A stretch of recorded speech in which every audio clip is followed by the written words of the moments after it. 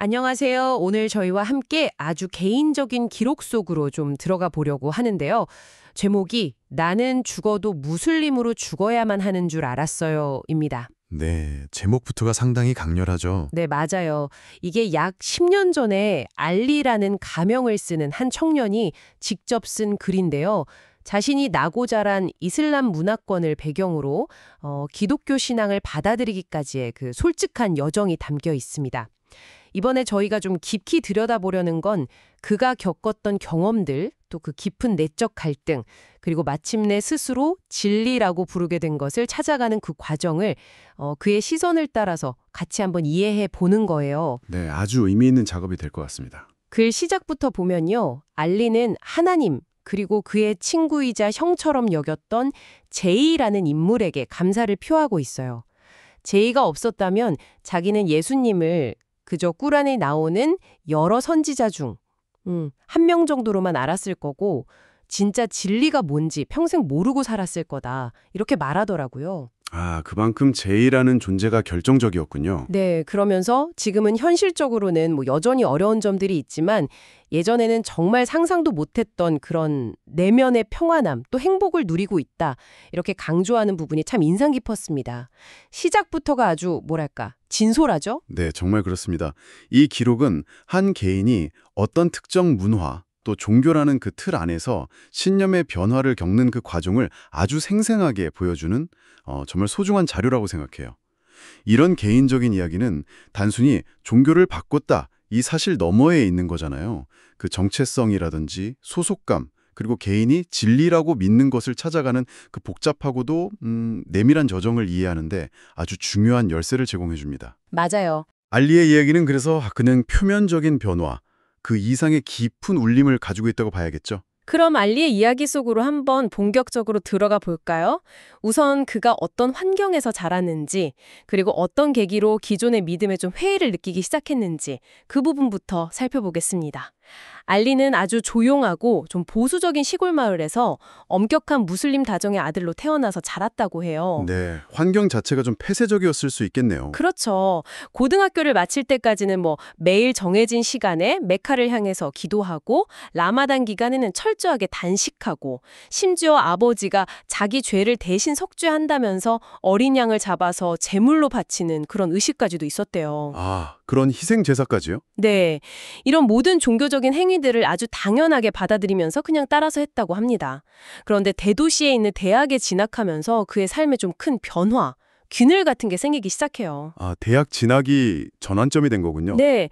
새로운 환경이 그에게 어떤 영향을 미쳤을까요? 바로 이 지점에서 우리가 흔히 볼 수 있는 그 뭐랄까 세습된 종교적 정체성과 젊은이가 처음 맛보는 개인적 자유 사이의 그 긴장 관계, 이걸 목격하게 되는 거죠. 특히 알리처럼 어떤 깊은 내적 확신이나 이해 없이 그냥 습관처럼 반복해온 그런 종교적 의식들 있잖아요. 이게 과연 개인의 정체성에 얼마나 깊이 뿌리내리고 있었을까? 이런 질문을 던지게 됩니다. 그렇죠. 그냥 해오던 거니까요. 네.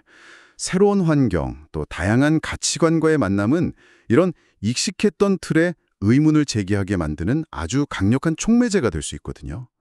여기서 중요한 통찰 하나는 어릴 때부터 당연하게 여겨온 종교적 관습이라도 개인적인 의미 부여라든지 자발적인 참여가 좀 부족하면 새로운 환경에서 쉽게 흔들릴 수 있다는 점입니다. 그렇군요.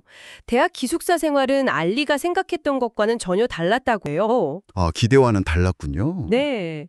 같은 무슬림 학생들끼리도 뭐 신앙 해석이나 실천 방식을 두고 강경파, 온건파 이렇게 나뉘고 또 정치적인 이념에 따라서 극좌 극으로 갈려서 막 격렬하게 논쟁하고 때로는 뭐 주먹 다짐까지 벌이는 일이 잦았다고 합니다. 와, 같은 종교 안에서도 그렇게 분열이 심했군요. 네, 심지어 어느 날 밤에는 경찰이 기숙사에 들이닥쳐서 학생들을 연행해가는 그런 충격적인 장면까지 목격했다고 해요.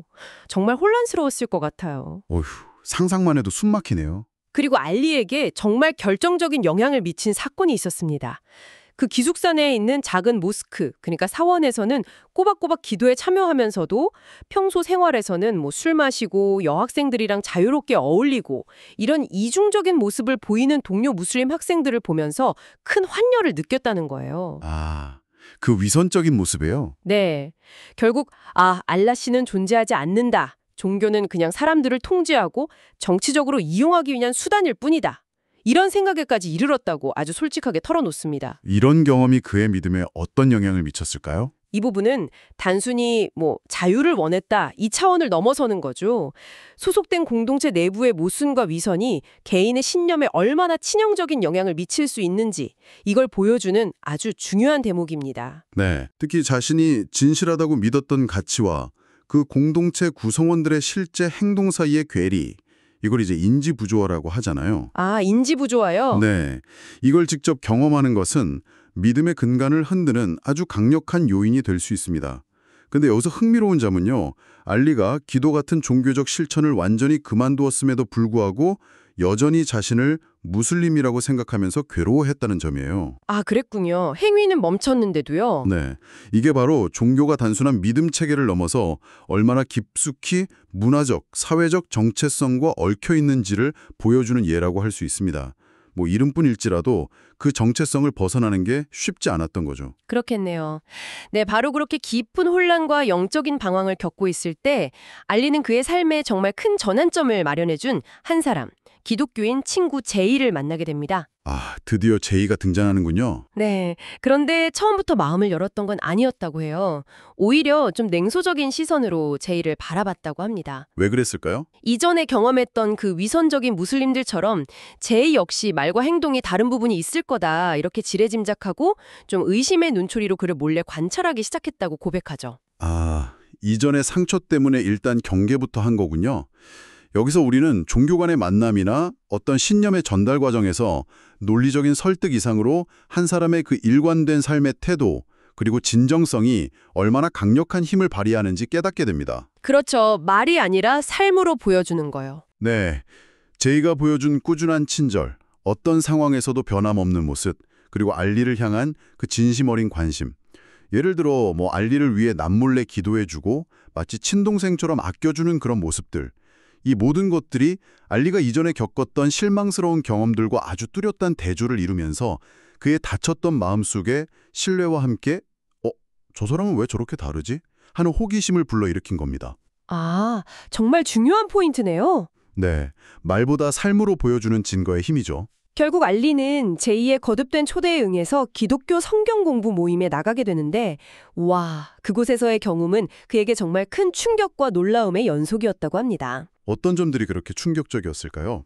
우선 모임에 참석한 사람들 대부분이 외국인이 아니라 자신과 같은 피부색과 언어를 사용하는 현지인들이었다는 사실에 크게 놀랐다고 해요. 같은 현지인들이요? 네. 이 나라 사람은 태어날 때부터 죽을 때까지 무조건 무슬림이다. 이게 그가 평생 진리처럼 믿어왔던 생각인데 그게 그냥 와르르 무너지는 순간이었던 거죠. 그럴 수 있겠네요. 고정관념이 깨지는 순간. 둘째로 더 놀라웠던 것은 그 현지인 참석자들 중 상당수가 원래는 자신처럼 무슬림 가정에서 태어나고 자랐지만 나중에 기독교인이 되었다는 사실이었습니다. 와, 개종한 현지인들이 많았다는 거군요. 네, 이건 그의 세계관에 정말 엄청난 파문을 던졌습니다. 아니, 어떻게 그럴 수가 있지? 이런 생각이 머릿속을 떠나지 않았겠죠. 그렇죠. 가능성을 본 거니까요. 그리고 셋째로는 모임의 분위기 자체가 그에게 너무나 생소하다고 합니다. 서로를 대하는 그 따뜻하고 가족 같은 분위기, 그리고 전혀 꾸밈없이 느껴지는 진실된 친절함, 이런 분위기가 너무 낯설어서 처음에는 당혹스럽고 심지어 등줄기에서 식은땀이 날 정도였다고 표현할 만큼 강렬한 인상을 받았다고 해요. 그가 속했던 공동체와는 너무 달랐던 거죠. 네, 확실히요. 바로 이 지점에서 공동체의 역할과 소속감이 개인의 신념 변화 여정에 얼마나 결정적인 영향을 미치는지 명확하게 확인할 수 있습니다. 아, 공동체의 힘이군요. 네, 알리가 경험한 이 성경 공부 모임은 그가 기존에 알던 종교 공동체, 그러니까 좀 경직되고 때로는 위선적이라고 느꼈던 곳과는 전혀 다른 따뜻하게 환대하고 진정성 있는, 적어도 알리가 그렇게 느낀 공동체의 모습을 구체적으로 보여준 겁니다. 특히 자신과 같은 문화적 배경을 가진 현지인 개종자들의 존재는 종교를 바꾸는 것이 그냥 막연한 가능성이 아니라 현실적인 선택지가 될 수 있음을 아주 강력하게 시사했고요. 이는 알리의 마음 깊이 자리 잡고 있던 문화적 통념과 고정관념에 정면으로 도전하는 경험이었을 겁니다. 나와 같은 사람도 변할 수 있구나 하는 생각을 하게 된 거군요. 바로 그거죠. 그 경험 이후에 알림이 계속해서 그 모임에 참석하게 됩니다. 다른 사람들과 함께 찬송가도 부르고 기도에도 참여했지만 마음 한구석에서는 여전히 자신을 비록 이름뿐일지라도 무슬림이라고 생각했다고 해요. 아, 여전히 내적 갈등이 있었군요. 네, 그의 문화권에서는 이슬람을 배신하고 다른 종교를 믿느니 차라리 아무 신념 없이 이름만 무슬림으로 사는 게 낫다. 이런 사회적 인식이 매우 강했다고 합니다. 개종에 대한 시선이 얼마나 따가웠을지 좀 짐작이 갑니다. 네, 그 사회적 압박이 엄청났을 거예요. 하지만 시간이 흐르면서 이런 어중간한 상태로 계속 머물 수는 없다는 생각이 점점 강해졌고, 이제는 정말 중요한 결단을 내려야 할 때가 왔음을 직감하게 됩니다. 여기서 우리는 종교적 정체성을 둘러싼 문화적 그리고 특히 가족 공동체의 기대가 한 개인에게 얼마나 큰 심리적 압박으로 작용하는지를 엿볼 수 있습니다. 많은 문화권에서 특히 알리와 같은 환경에서는 개종이라는 행위가 단순히 개인의 믿음 선택 문제를 넘어서는 거죠. 조상대대로 내려온 유산을 부정하고 자신이 속한 공동체 전체를 등지는 일종의 배신으로 간주될 수 있습니다. 아, 배신으로까지요? 네. 알리가 느꼈던 그 깊은 내적 갈등과 망설임은 바로 이러한 강력한 사회적, 관계적 압력에서 비롯된 것이라고 볼 수 있습니다.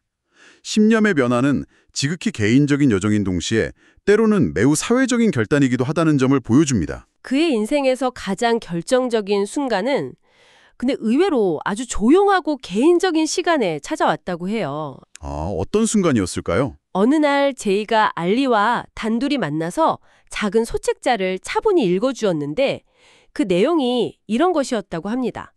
하나님은 본래 인간을 깊이 사랑하시지만 인간의 죄 때문에 우리가 그 사랑을 제대로 알지 못하고 하나님과 단절되었다는 것. 네.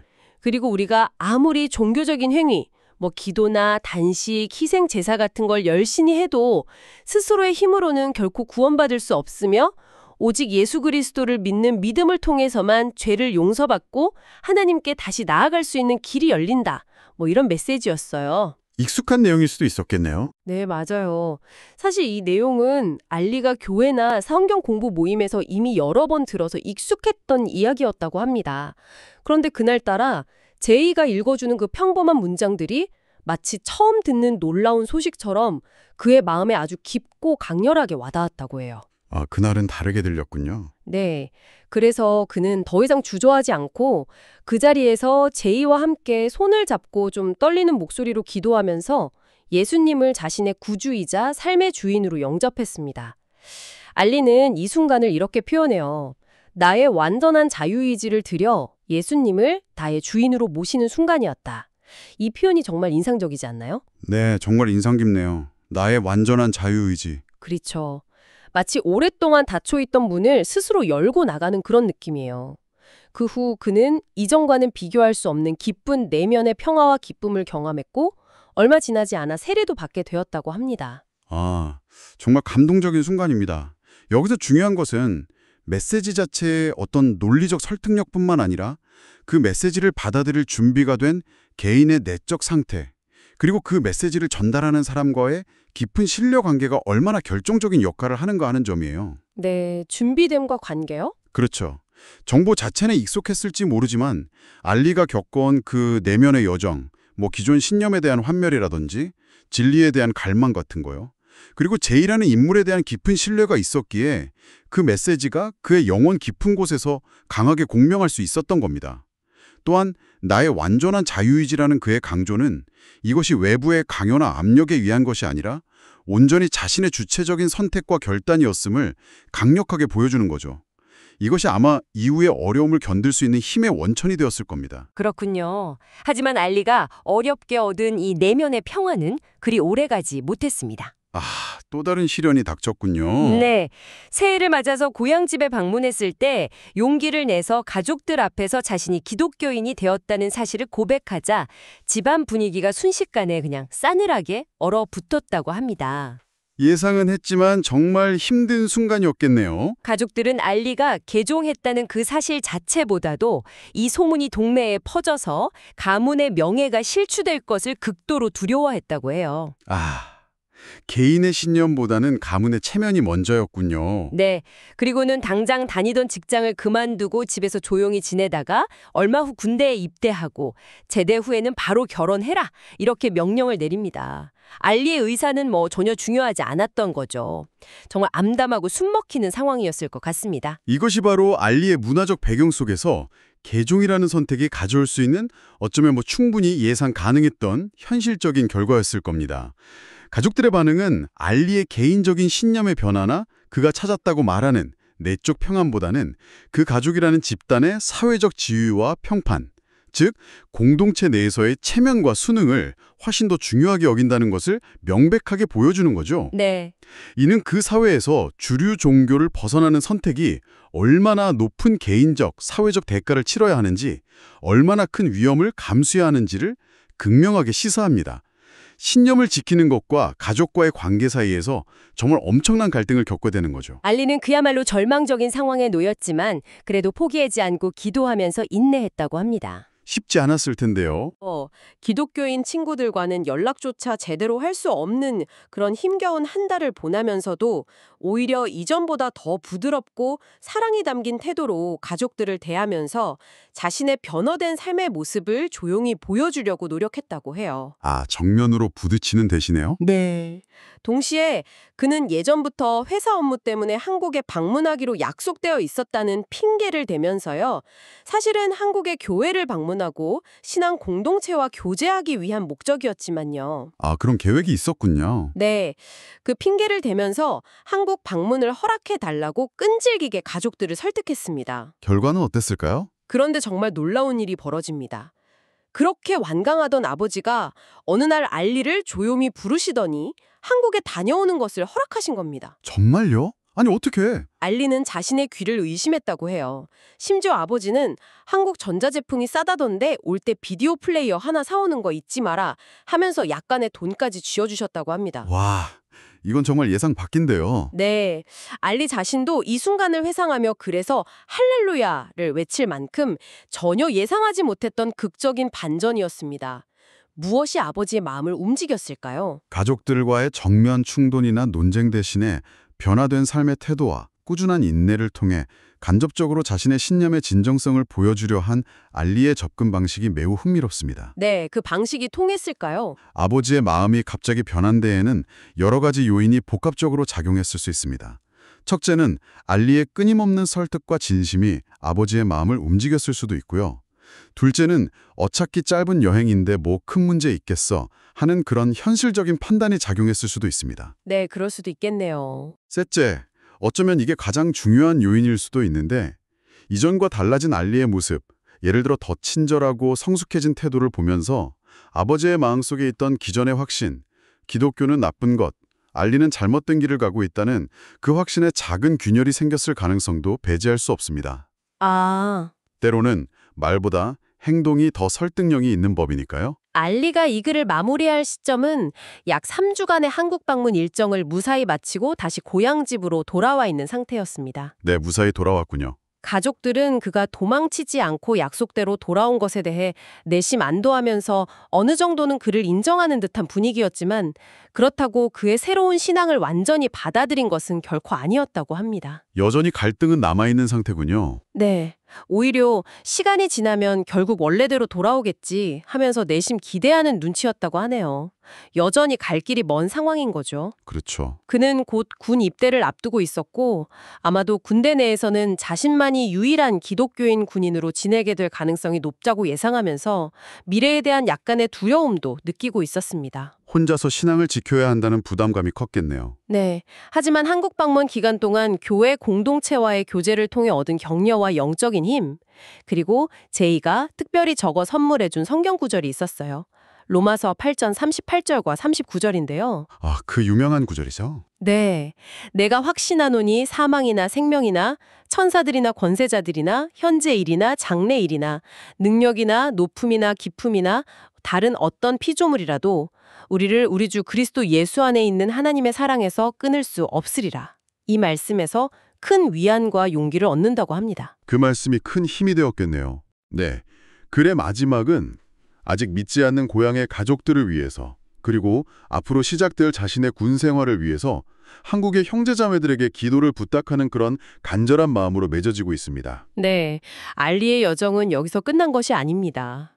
그의 개종은 결코 종착점이 아니었고 오히려 자신의 기존 환경과 계속해서 부딪히고 때로는 갈등할 수밖에 없는 새로운 신념을 품고 세상 속에서 살아가야 하는 또 다른 여정의 시작이었던 거죠. 네, 시작이었군요. 이 마지막 부분을 통해 우리는 몇 가지 중요한 주제를 다시 한번 확인하게 됩니다.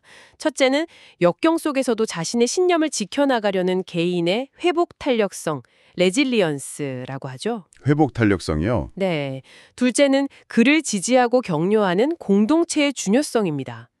그것이 비록 지리적으로 멀리 떨어져 있다 할지라도 한국의 교회처럼요.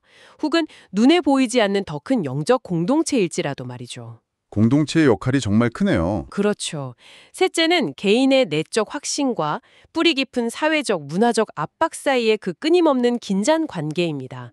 이 긴장 속에서 자신의 길을 찾아가는 것이 바로 알리가 앞으로 걸어가야 할 길이겠죠. 알리의 이야기는 정말 한 사람의 신념과 정체성을 둘러싼 깊고도 복잡한 내적, 외적 싸움을 생생하게 보여주는 것 같습니다.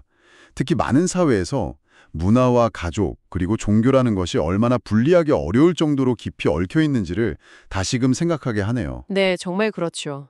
여기서 오늘 저희와 함께 이 이야기를 들어주신 당신에게 마지막으로 이런 질문을 한번 던져보고 싶습니다.